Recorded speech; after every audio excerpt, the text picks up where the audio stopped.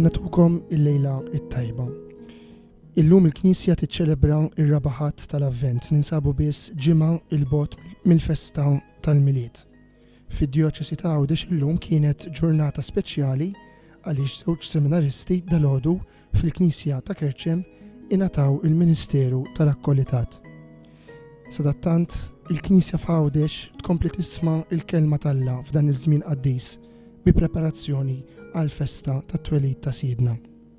L-Arċipriet tal-Katedral ta' Għawdex, il-Biblista Monsinjur Joseph Sultana, se jmexxi l-Lezzju Divina tal-lejla. ejjew nipparteċipaw bis-smigħ u anke bil-kant tagħna.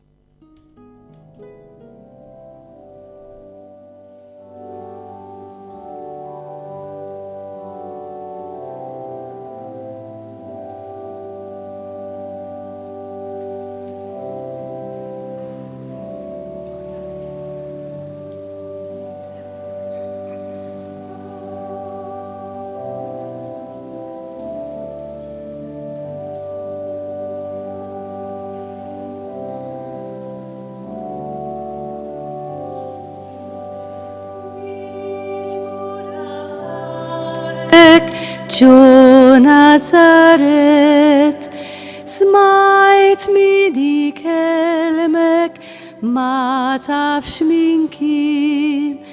Slim o Marija, miegħek il-mulej, mimlija grazja insesirom.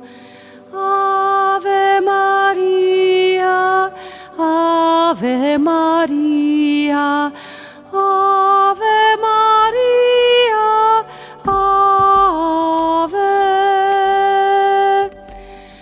Ma nistax nifhem kif se jseħ dan, lajna verġni kif se nsirhom. Il-ħawa tala jidellel fuqek, ħajsiru Alla dak li trid int. Ave Maria, Ave Maria, Ave Maria,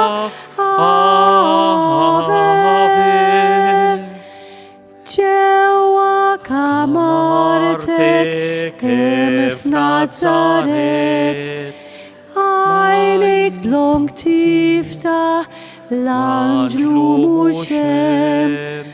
O Spiritu Santu mexxini jien, sabiex innissen is-Salvatur. Ave Maria, Ave Maria, Ave Maria, Ave.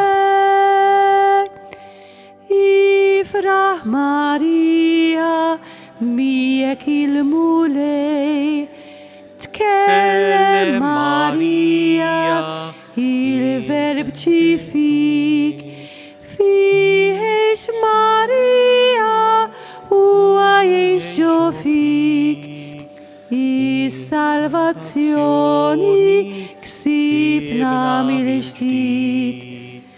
Ave Maria, Ave Maria, Ave Maria, Ave.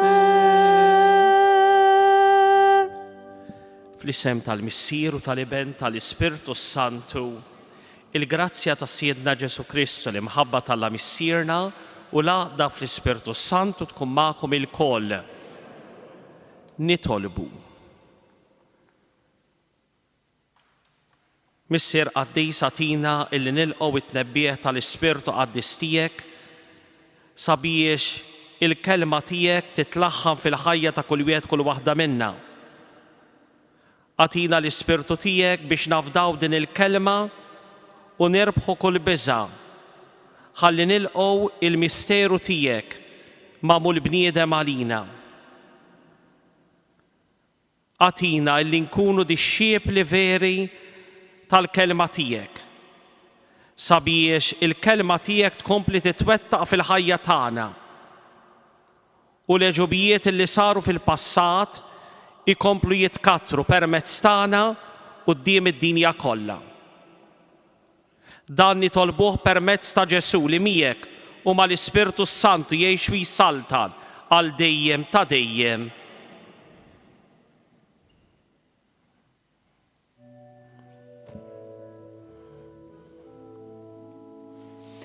Alleluia.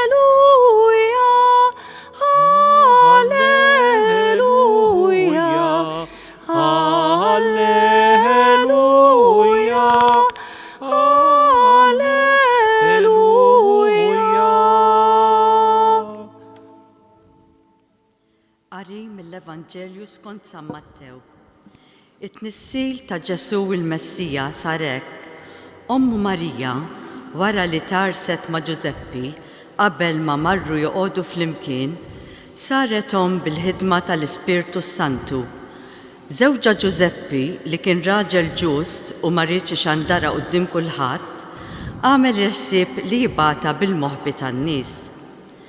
Meta kien għadu qiegħed jaħsibha, derlu anġlu tal-mulej fil-ħolm u qallu: Ġuseppi bin David, xejn la tibża tieħu għandek lil Marija b'martek, għax dak li tnissel fija ġej mill-Ispirtu Santu.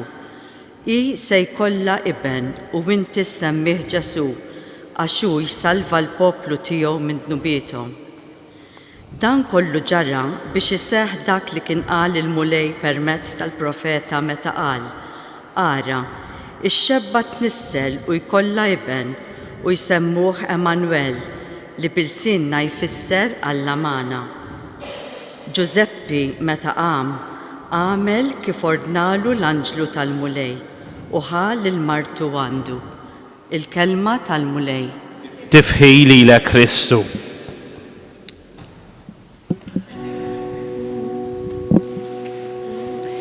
Mary, did you know that your baby boy would one day walk on water? Mary, did you know that your baby boy would save our sons and daughters? Did you know that your baby boy has come to make you new? This child that you delivered will soon deliver you. Mary, did you know that your baby boy will give sight to a blind man? Mary, did you know that your baby boy will calm the storm with his hand? Did you know that your baby boy has walked where angels trod? When you kiss your little baby, you kiss the face of God.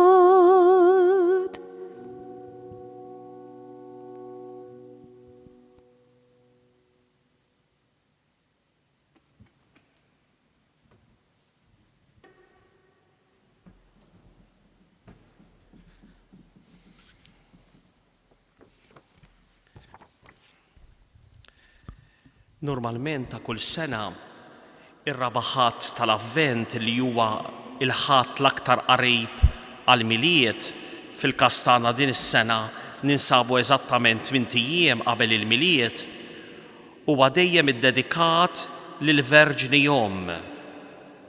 Marija illi min-naħa tagħha tilqa' il-misteru ta' Alla magħmul bniedem. U hija ta' mudell għal kull wieħed kull waħda minna sabiex nikkoltivaw fil-ħajja tagħna dik li għandha tkun l-attitudni l-imġieba tagħna quddiem il-misteru ta' Alla. Marija li tilqa' il-misteru ta' Alla. Marija illi ma tippreċedix, ma tippretendix, ma tippossedix, ma tieħux għalija, ma timmeritax, imma Marija li tilqa' il-misteru ta' Alla.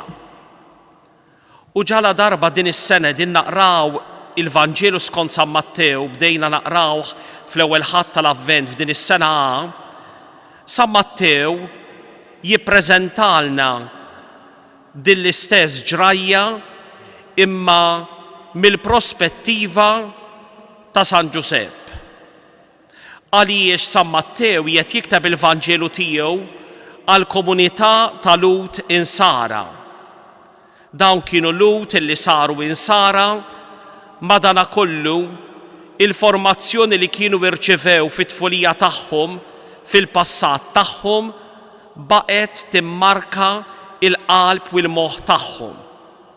U allura San Mattew ma setax jikteb Vanġelu mingħajr ma jikkunsidra l-fatt illi l-komunità li fiħdana huwa kien Kristjan kienet komunità imħarġa sewwa fit-Testament il-Qadim, fl-Iskrittura Ludija.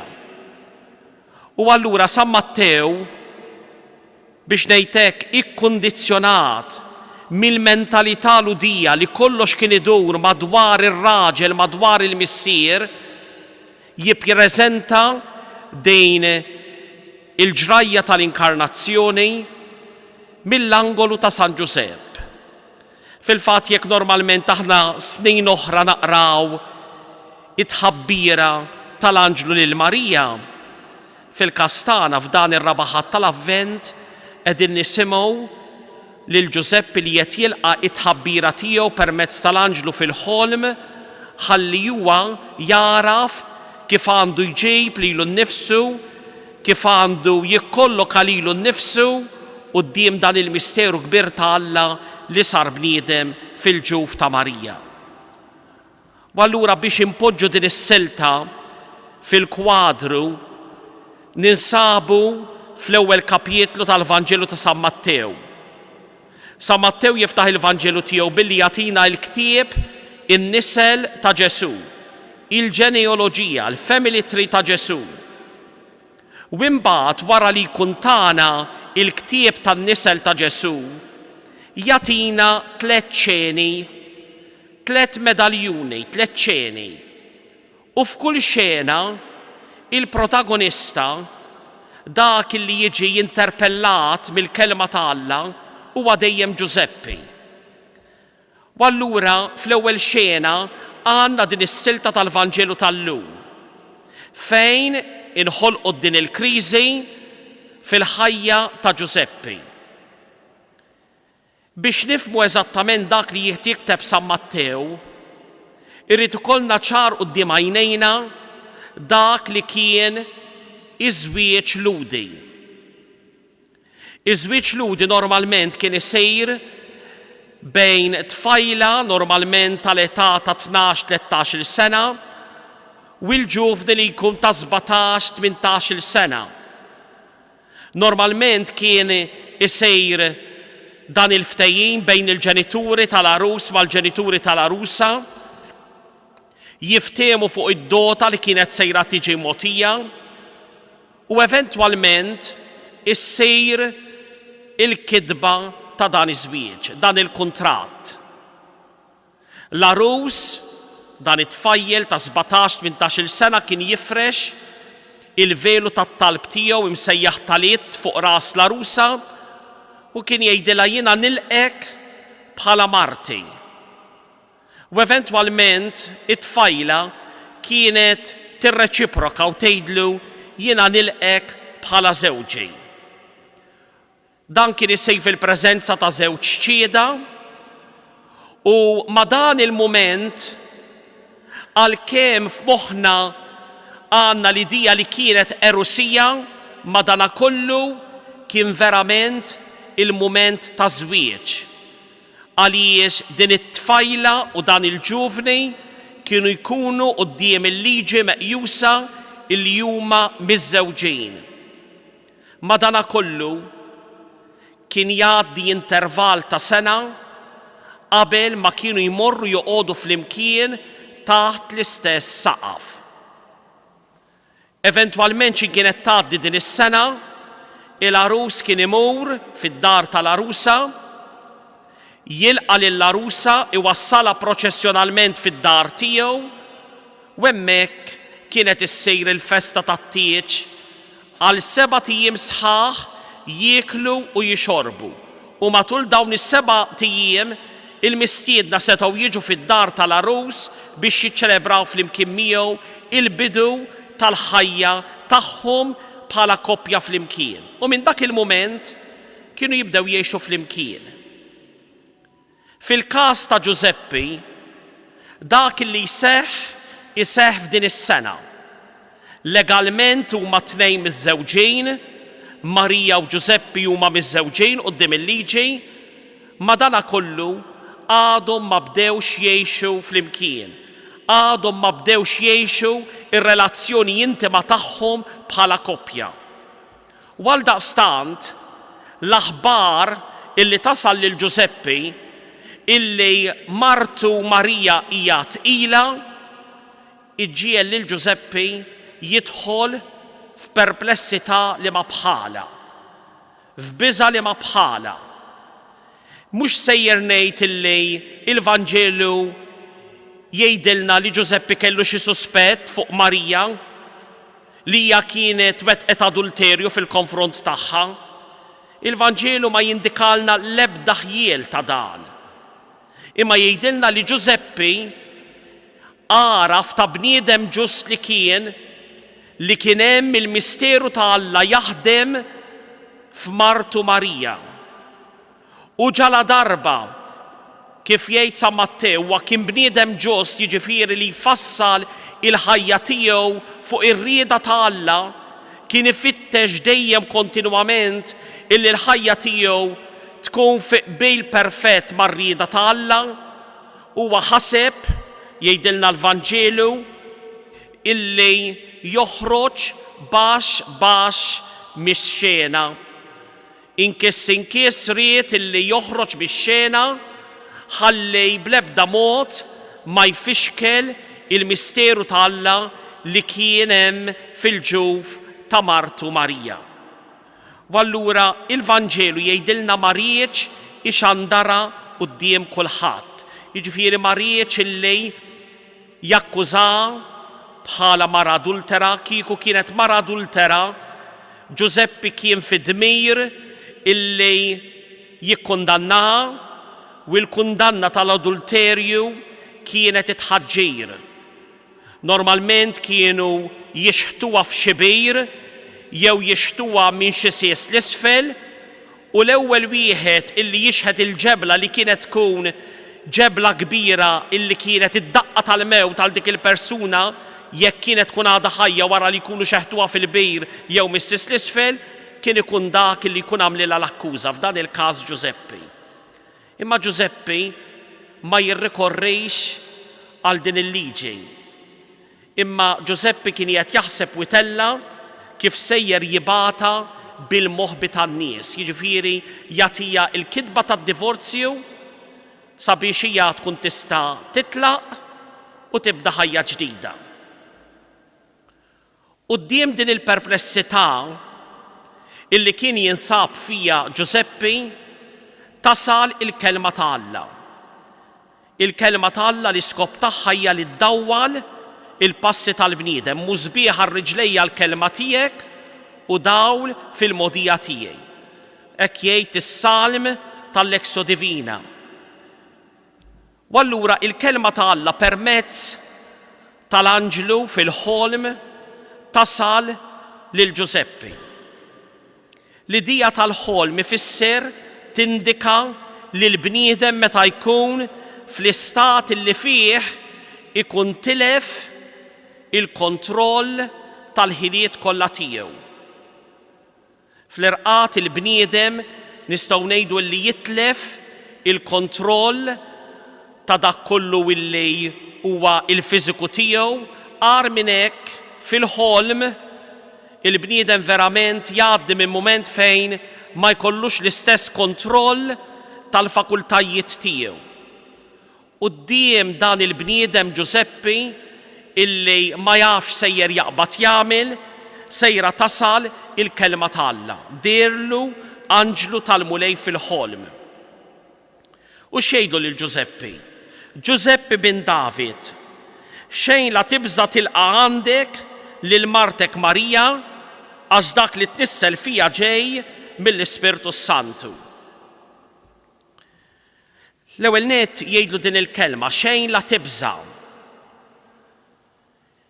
Jekk aħna għandna id-don tal-fidej, għandna l-ħila li aħna nafdaw, daqstant ieħor aħna għandna l-inkapaċità illi toħloq ilna l-biża'.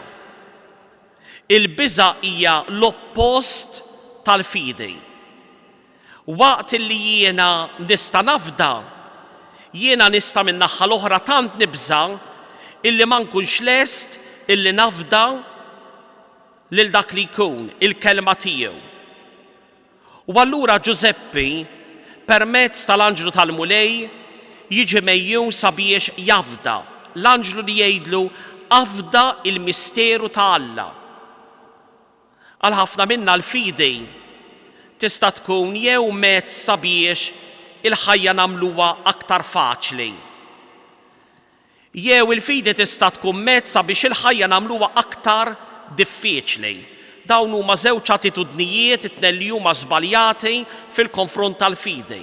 Meta jiena naħseb li l-fidi sejra tagħmel il-ħajja aktar faċli u allura jiena niskandalizza lili nnifsi meta jiena nisma' l-kelma tal-Alla, jiena ninġabar għat-talb, jiena niċċelebra l-Ewkaristija, jiena nagħmel il-karità, madankollu bħal donnu Alla ma jaċċenix wiċċu. Bħal donnu Alla xorta waħda ma jikkunsidrax it-talba tiegħi. Dik hija attitudni żbaljata tal-fidi, għax il-fidi bl-ebda mod ma jfisser li tiggarantilna ħajja eħfef.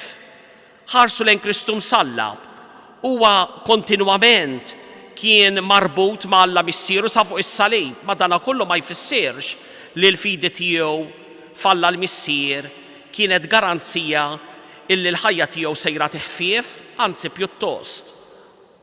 Min-naħa l-oħra għandna l-iżball ieħor min jaħseb illi l-ħajja tal-fidi sejra tagħmel il-ħajja aktar diffiċli. Għaliex nitilqu mill-idea li Alla sejjer jimponi fuqna ħafna liġijiet u sejjer jitlob minna kollox. Dawn huma żewġ attitudnijiet żbaljati li aħna jista' jkollna fil-ħajja bħala bnedmin ta' fidi. Giuseppi huwa mistieden permezz tal-anġlu fil-ħolm sabiex jafda l-kelma ta' Alla, sabiex jirbaħ il-biża' bil-fidi, sabiex bil-għajnuna tal-fidi ikun jista' jagħmel l-għażla tiegħu. Il-ħajja tagħna tiddependi kontinwament minn ħafna u ħafna għażliet illi aħna nagħmlu. Kontinwament aħna qegħdin nagħżlu. Kull ħin u kull mument tal-ħajja aħna qegħdin nagħżlu dak li sejrin inżommu u qegħdin neskludu dak illi maħniex sejrin inżommu.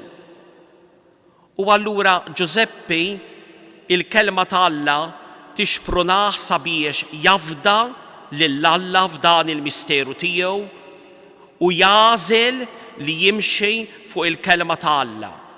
La tibżax tilqa' għandek lil martek Marija, għax dak li tnissel fija ġej mill-Ispirtu Santu.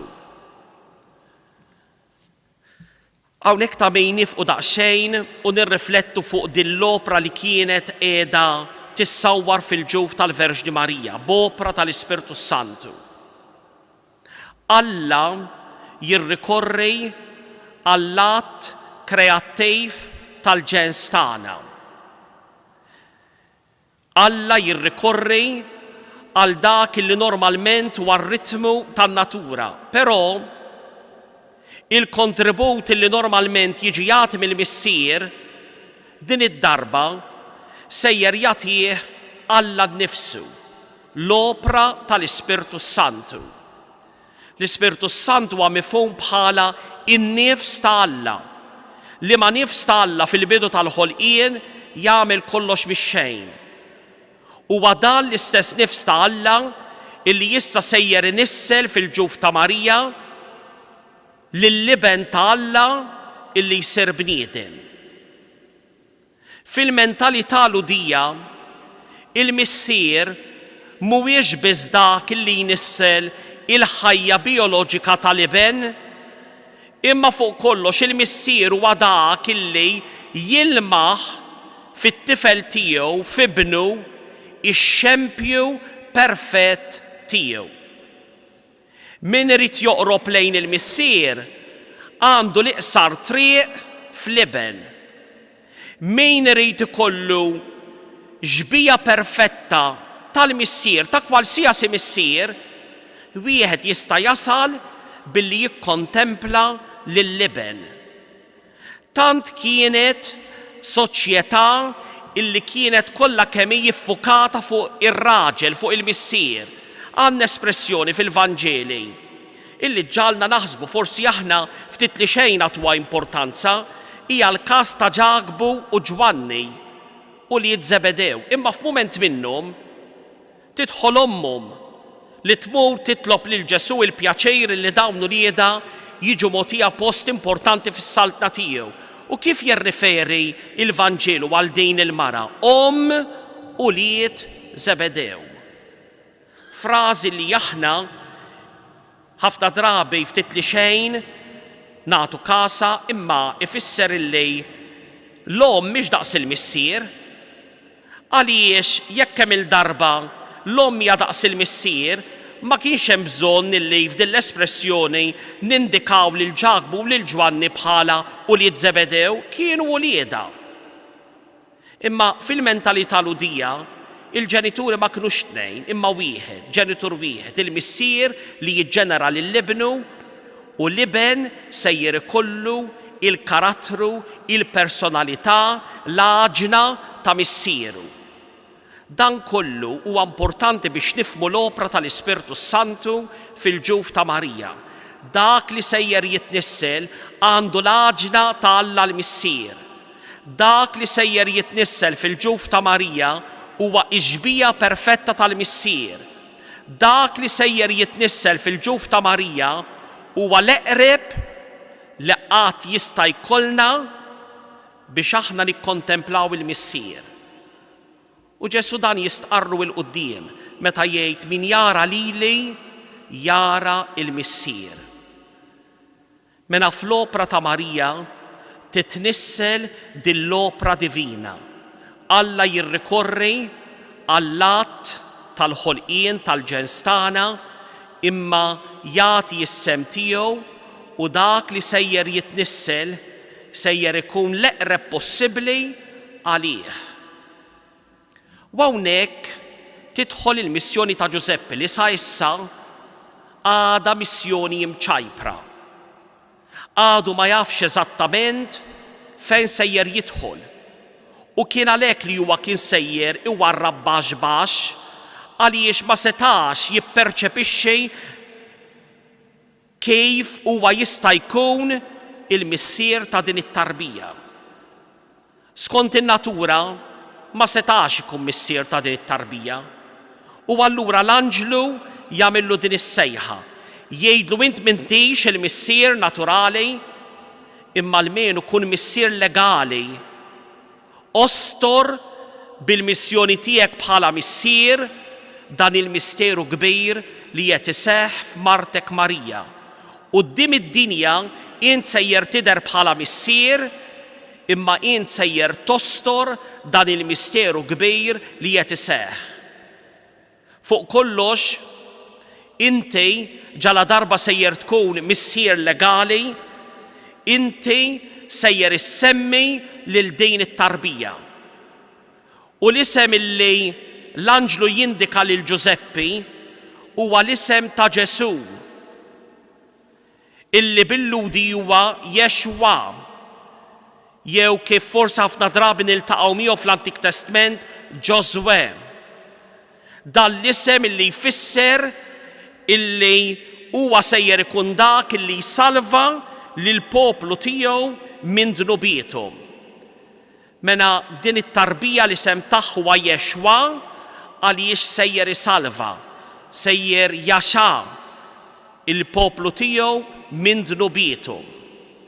X'ifisser isalva lill-poplu tiegħu minn dnubietom? Hawnhekk l-Evanġelista San Mattew għandu f'moħħu mhux id-dnubiet singoli, l-atti individwali li aħna nistgħu iwettqu fil-ħajja, imma pjuttost id-direzzjoni li aħna nagħtu lill-ħajja. Meta d-direzzjoni tal-ħajja tista' tkun waħda żbaljata. Dan Ġesu li sejjer jitwieled minn Marija sejjer jagħti ċ-ċans lil kull bniedem sabiex jagħti mill-ġdid direzzjoni ġdida lil ħajja tal-bniedem. U dan kif? Billi jikkomunika jagħti lil bniedem il-vera ħajja. sejjer idewwaq lil bniedem l-imħabba vera ta' Alla u quddiem din il-vera mħabba ta' Alla ġalla darba l-bniedem iduqha ma jistax ma jgħix skont l-intensità ta' din l-imħabba. U allura dan Ġesu li sejjer jitwielet hemm marbut miegħu id-destin tal-umanità kollha. Ma dan il-bniedem ma din it-tarbija hemm direzzjoni u orjentament ġdid għal ħajja ta' kull bniedem. Mhux aktar il-bniedem li jorjenta l-ħajja li jidderieġi l-ħajja l-interessi personali tiegħu, imma il-bniedem illi jfassal ħajtu fuq il-ħajja ta' Ġesu innifsu, li aktar ma joħroġ minnu nnifsu biex jiltaqa' mal-oħrajn, aktar isir bniedem. Aktar ma jfittex illi jitlef u jagħti ħajtu għall-oħrajn, aktar isejb il-milja tal-ħajja. Dak li kellna nikkontemplaw f'dak li kellu jitwielet minn Marija isejr ukoll il-ħajja illi aħna imsejħin ngħixu sabiex induqu il-milja tal-ħajja. Sa Mattew mhuwiex biss kuntent li jgħidilna kif twielet Ġesu u jgħidilna din id-diffikultà u bid-dawl illi jiġi mill-għoli permezz tar-rivelazzjoni li jwassal l-anġlu fil-ħolm lil Ġuseppi, imma jwassal kwadru u jgħidilna illi ġala darba Ġuseppi jilqa' dan il-misteru tal-inkarnazzjoni għal darb'oħra sejra titwettaq fih u tiġi konfermata fih l-Iskrittura mqazza. Sa Mattew kontinwament ifittex li jikkwota l-Antik Testament biex juri illi f'dak li qed iseħħ l-Antik Testament qiegħed isejb it-twettiq tiegħu. U allura hawnhekk San Mattew jikkwota lil profeta Iżajija, il-kapitlu 7 vers 14 li ma rajnih illum bħala l-ewwel qari waqt l-Ewkaristija, waqt il-Qudiesa. Jikkwota din il-profezija ta' Iżajija mill-forma Griega u mhux fil-forma Ludija. Ħanfisser ftit ħalli nkunu nistgħu napprezzaw dak li verament San Mattew jagħmel meta jikkwota lill-profeta Iżajija u li għalih qiegħed jilmaħ it-twettiq ta' din il-profezija fil-fatt li Ġuseppi jilqa' il-kelma tal-anġlu joqgħod għalija u jilqa' lil Marija b'martu u flimkien magħha l-opra tal-Ispirtu Santu. Il-profeta Iżajija jindirizza lis-Sultan Akaz. Kienet sitwazzjoni fejn, kif ngħidu bil-Malti, sikkina taqta' b'żewġ tixfar. Kien daru mal-ħajt. Kien jinsab taħt pressjoni kbira. Is-Sultan Akaz kien is-Sultan tas-Saltna ta' Ġuda bil-belt tiegħu Ġerusalemm.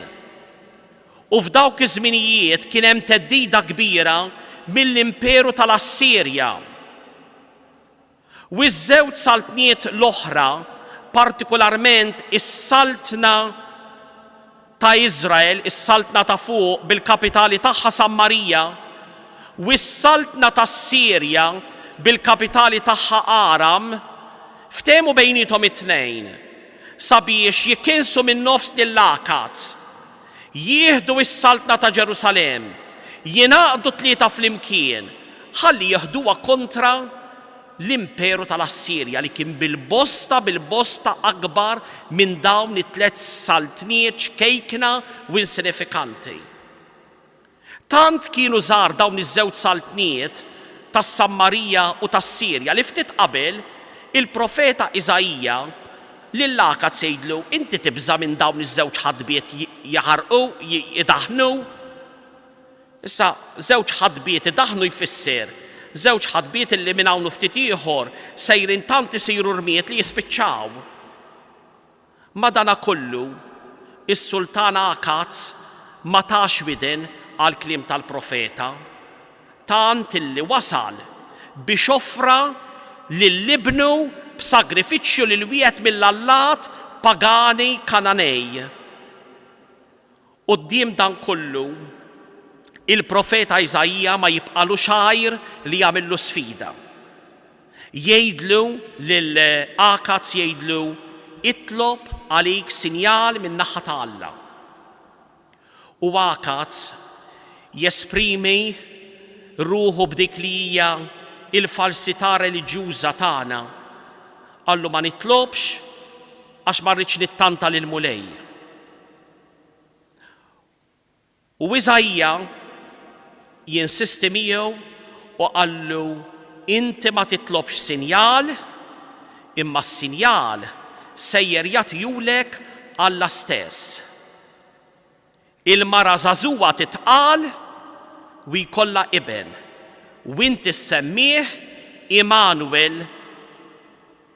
Issa dan kien qed jirreferi għal waħda min-nisa li huwa kellu, illi fil-fatt qalet u tat lill-Akaz iben prinċep, u dan kien sinjal li ġala darba jissandu lill-ibnu Eżekija mela is-saltna tiegħu sejjer ikollha futur. U mhux talli hekk talli dan Eżekija sejjer ikun sinjal li Alla kien ma' din is-saltna ċkejkna ta' Ġerusalemm. Minkejja t-teddit kollu li kien hemm, kienet sejra tkampa għal madwar 150 sena oħra. Dan huwa fid-9 seklu qabel Kristu. Din il-profezija saret u twettqet, ivverifikat ruħha li hija minnha. Issa din kienet miktuba fil-profeta Iżajja u kienet tirreferi għal mara żagħżugħa. Billudi Alma. Imma 200 sena qabel Kristu, il-Lut, għaliex kienet bdiet tinfirex il-kultura Griega, jitraduċu t-Testament il-qadim kollu fil-Grieg. U din il-kelma mara żagħżugħa, tfajla, xebba, jitraduċuha b'kelma illi mhix preċiża, jitraduċu jgħidu l-kelma Partenos verġni, il-verġni titqal u jkollha iben, 50 kliem.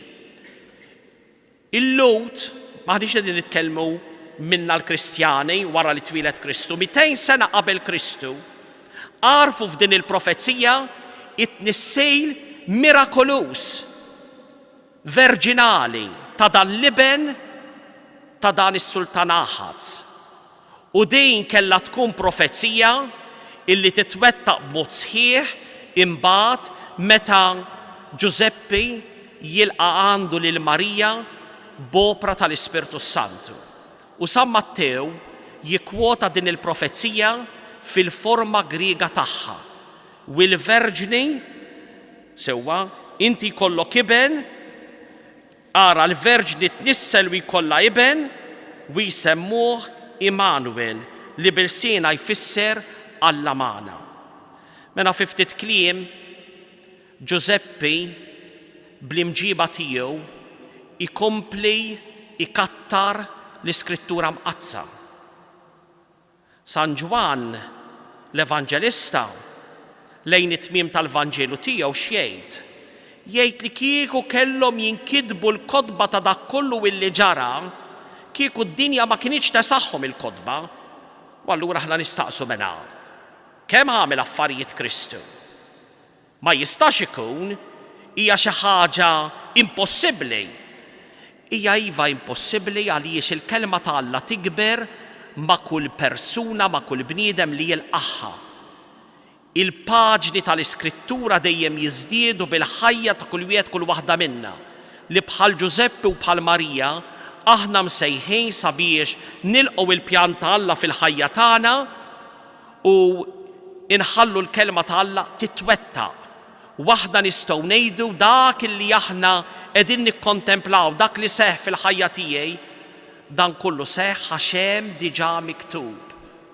Għax hekk inkiteb fil-passat, għax hekk diġà ħabbret l-Iskrittura mqazza.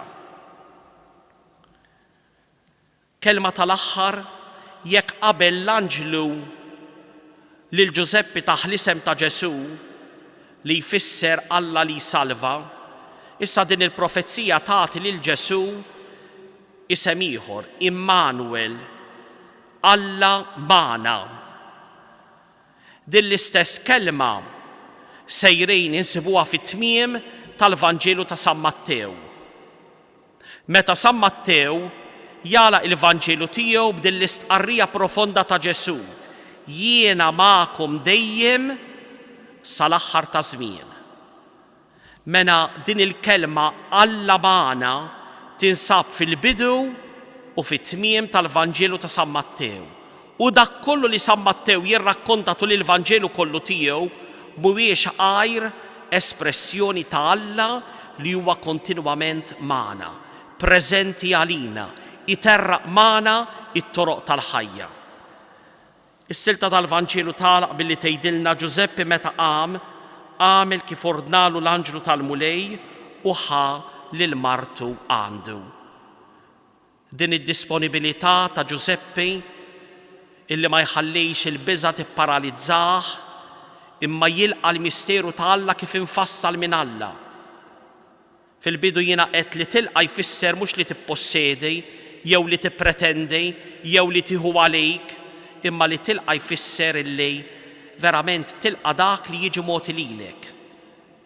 Jalla f'dan il-miliet li huwa daqstant fil-qrib, aħna niskopru dan id-don tal-inkarnazzjoni kif mogħti lilna u kull wieħed kull waħda minna bid-dawl u bil-għajnuna tal-Ispirtu Santu isaħħilna narfu ftit iktar dan il-misteru biex isaħħilna ngħixu ftit iktar, nilqgħu ftit iktar fil-ħajja tagħna u nkebsu fina bħal Ġuseppi u bħal Marija dawk l-attitudnijiet ċierqa sabiex verament dan il-misteru ta' Alla li sar bniedem għalina jwassalna biex aħna niġu mlibsa bil-kwalitajiet ta' Alla nnifsu.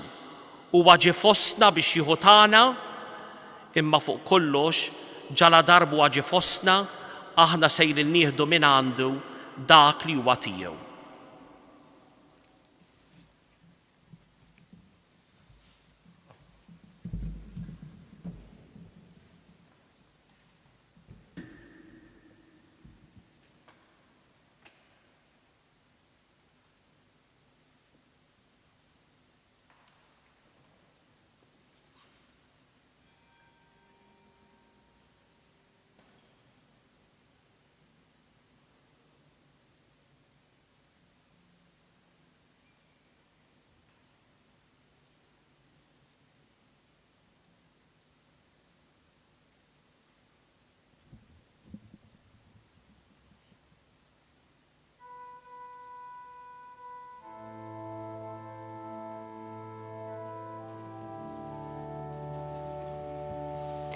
Missirna li inti fis-smewit, jitqaddes l-isem tiegħek, jitqaddes l-isem tiegħek. Tiġi salvnatek, ikun dak li trid inti, ikun dak li trid inti, fis-sema hekk da fl-art.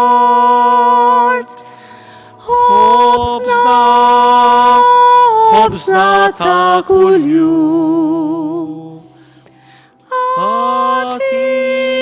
Atina llum.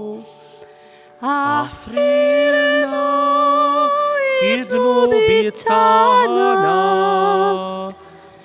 Affrilna id-dnubi tagħna.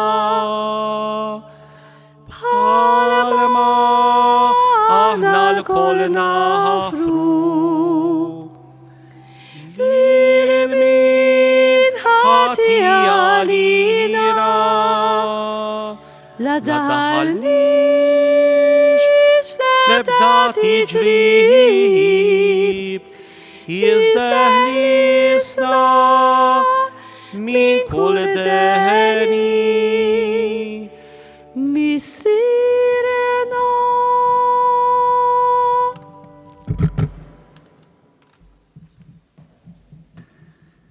Il-mulej ma'kom.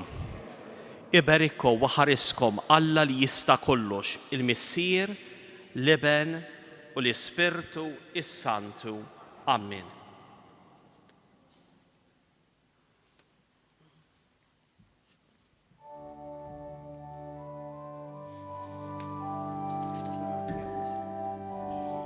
U b'dak l-innu li se jagħlaq din iċ-ċelebrazzjoni tal-lum niġu wkoll fit-tmiem ix-xandira tagħna illum mis-santwarju ta' Pinu, xandira li fija wassalnilkom il-lezzju divina għar-rabaħat ta' żmien tal-Avvent, fejn il-protagonista ta' dan il-Vanġelu bla dubju ta' xejn huwa Giuseppi, il-bniedem ta' skiet imma l-bniedem illi jisma' il-kelma ta' Alla u jwettaqa mill-ewwel billi jieħu għandu lil Marija b'Martu u permezz tagħha ikollna lil Ġesu Kristu.